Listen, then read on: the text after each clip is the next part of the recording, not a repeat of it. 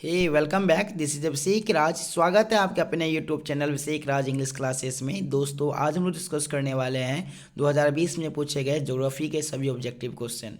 तो दोस्तों ये वीडियो आपके लिए बहुत ही इंपॉर्टेंट है, तो आइए बिना टाइम वेस्ट किए हुए हम लोग बढ़ेंगे अपने पहले क्वेश्चन की ओर। लेकिन उससे पहले यदि आप हमारे चैनल पर पहली बार आए हैं तो चैनल को सब्सक्राइब जरूर कर लीजिएगा, वीडियो को लाइक और कमेंट जरूर कीजिएगा कि आपने कितने क्वेश्चन सही किए।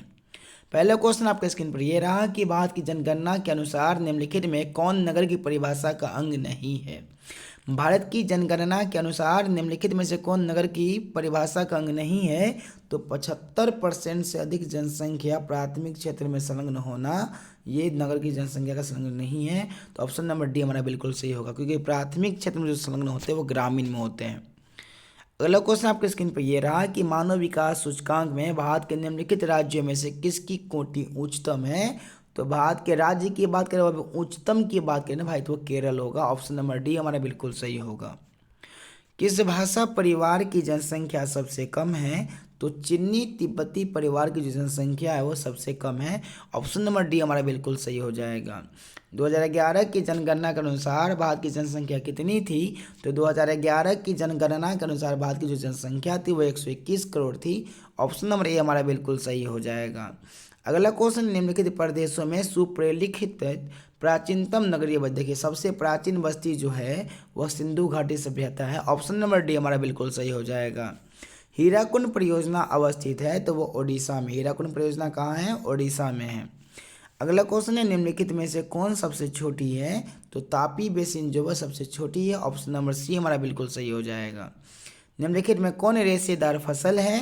तो कपास हमारा रेशेदार फसल है। ऑप्शन नंबर डी हमारा बिल्कुल सही हो जाएगा। दोस्तों हरित क्रांति संबंधित है, तो आपको पता होगा खाद्यान्न उत्पादन से। ऑप्शन नंबर ए बिल्कुल राइट है हमारा। अगला क्वेश्चन है, निम्नलिखित में से कौन भारतीय कृषि की समस्या है।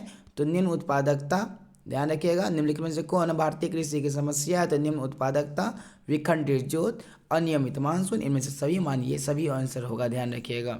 अगला क्वेश्चन है, मुंबई में पहला आधुनिक सूती का वस्त्र कारखाना स्थापित किया गया क्योंकि मुंबई एक पतन है, मुंबई एक वित्तीय केंद्र था और यह कपास उत्पादक क्षेत्र के निकट भी है। तो ये सभी हो जाएगा। ऑप्शन नंबर डी हमारा बिल्कुल सही होगा। दोस्तों अगला क्वेश्चन है, बोकारो इस्पात केंद्र है, तो बोकारो इस्पात केंद्र जो वह सार्वजनिक क्षेत्र में है।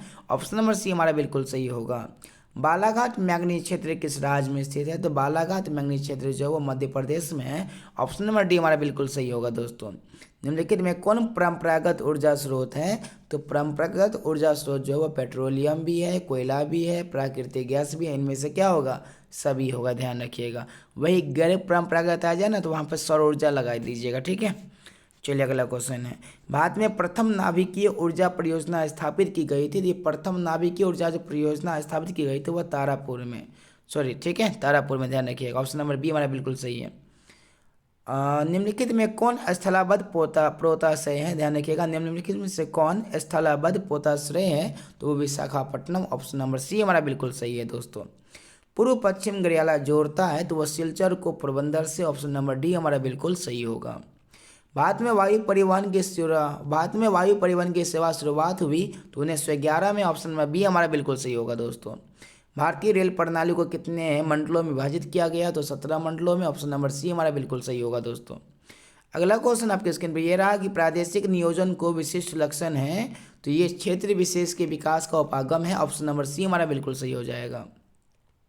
निम्नलिखित में से किसे कर्तन दहन कृषि कहते हैं। तो वह आदिम निर्वाह कृषि को कहते हैं। ऑप्शन में बी हमारा बिल्कुल सही हो जाएगा।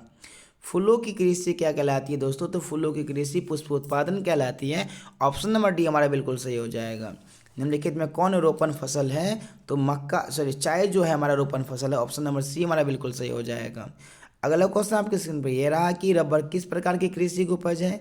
तो रबर जो है दोस्तों वो आपका रोपण कृषि है। ऑप्शन नंबर ए हमारा बिल्कुल सही हो जाएगा। निम्नलिखित विद्वानों में किसने मानव विकास सूचकांक का निर्धारण किया। देखिए मानव विकास सूचकांक किसने दिया था। तो doctor Mahbub ul Haq. Question number, option number B हमारा बिल्कुल सही हो जाएगा। निम्नलिखित में से कौन मानव भूगोल का उपागम नहीं है। तो मानव भूगोल का उपागम कौन नहीं है, तो वो मात्रात्मक क्रांति नहीं है। ऑप्शन नंबर सी हमारा बिल्कुल सही हो जाएगा।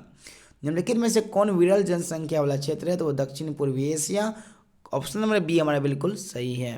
निम्नलिखित संख्या में कौन जनसंख्या के कार्यशील आयु वर्ग का प्रतिनिधित्व करती है, तो 15 से 59 वर्ष तक, ध्यान रखिएगा। ऑप्शन नंबर ए हमारा बिल्कुल सही हो जाएगा। निम्नलिखित देशों में किसका लिंग अनुपात विश्व में सर्वाधिक है, तो वो लैटविया का है। ऑप्शन नंबर ए हमारा बिल्कुल सही हो जाएगा।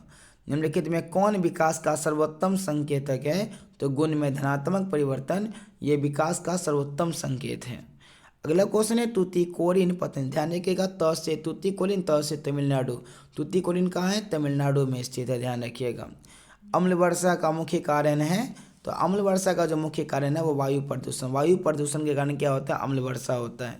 निम्नलिखित में से कौन चतुर्थ सेक्टर क्रियाकलापों से संबंधित है, तो वो होगा विश्वविद्यालय शिक्षक। ऑप्शन नंबर बी हमारा बिल्कुल सही हो जाएगा दोस्तों।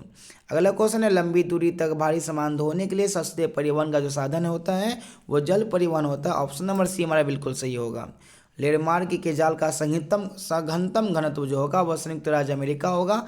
ऑप्शन नंबर बी हमारा बिल्कुल सही होगा दोस्तों। बिग इंच पाइपलाइन परिवहित होता है, तो ये होता है पेट्रोलियम, ध्यान रखिएगा। बिग इंच पाइपलाइन से क्या प्रवाहित होता है, तो पेट्रोलियम। ऑप्शन नंबर सी बिल्कुल सही होगा। भारत एक सदस्य है साप्ता का, आईसीडी का, आसियान का या ओपेक का, यानी कि भारत एक जो सदस्य है वह साप्ता का है। ऑप्शन नंबर ए हमारा बिल्कुल सही होगा। विश्व व्यापार संगठन का मुख्यालय कहाँ है, तो वह जेनेवा में है। ऑप्शन नंबर ए हमारा बिल्कुल सही होगा, ध्यान रखिएगा। बहुत इंपॉर्टेंट क्वेश्चन था ये। पर्वतीय प्रदेशों में किस प्रकार का पर्वत, देखिए पर्वत पे जो है ना वो सीढ़ी नुमा बनता बस्ती। कौन सा बस्ती, सीढ़ी नुमा, ध्यान रखिएगा। निम्नलिखित आर्थिक क्रियाओं में कौन ग्रामीण अधिवासों से संबंधित है, तो ग्रामीण में क्या आता है, प्राथमिक क्रियाकलाप में सब लगे रहते हैं। ऑप्शन नंबर ए हमारा बिल्कुल सही हो जाएगा दोस्तों। निम्नलिखित में कौन सांस्कृतिक नगर है, तो मक्का मदीना जो हमारा सांस्कृतिक नगर है। ऑप्शन नंबर ए हमारा बिल्कुल सही हो जाएगा। निम्नलिखित में कौन औद्योगिक नगर है, तो जमशेदपुर कौन सा नगर है, औद्योगिक नगर है। इस प्रकार दोस्तों 2020 में 42 मतलब 42 क्वेश्चन पूछे गए थे। मुझे उम्मीद है कि ये वीडियो आपको प्राय पसंद आया होगा, और यदि वीडियो पसंद आया है तो चैनल को लाइक शेयर एंड सब्सक्राइब जरूर कर लीजिएगा। मिलेंगे बहुत जल्द हम लोग 2021 की वीडियो के साथ, तब तक के लिए जय हिंद जय भारत।